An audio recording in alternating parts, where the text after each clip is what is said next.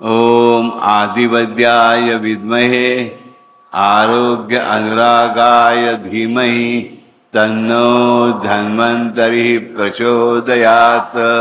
ओम नमो भगवते महासुदर्शन वासुदेवाय धन्वन्तरये अमृतकलशहस्ताय सर्वभय विनाशाय सर्वरोग निवारणाय त्रिलोकपथाय त्रिलोकनिधाय श्री महाविष्णु स्वरूप श्री धन्वंतरी स्वरूप श्री श्री श्री वौषध चक्र नारायणाय स्वाहा।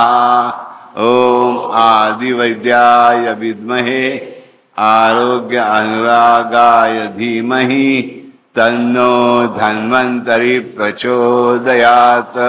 ओम स्वाहा। हरिओम। तर गायत्री मंत्र तुम्ही कधी म्हणू शकता, पण हा जो मंत्र आहे तो पूजनाचा मंत्र आहे.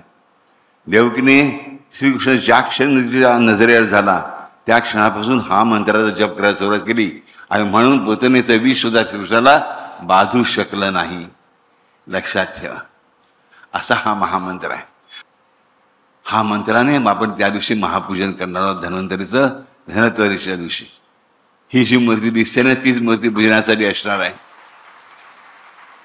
प्रत्येक जण तुम्ही पूजनाच्या वेळेस बसू शकता, तो मंत्र म्हणू शकता आणि पूजन संपन्न झालं तरी दिवसभर ह्या मंत्राचा जप चालू राहील आणि त्याने आपले काही भजक जे असतील पूजक असतील ते त्यांना तुळशीपत्र वाहत राहतील, सुगंधित पुष्प अर्पण करत राहतील.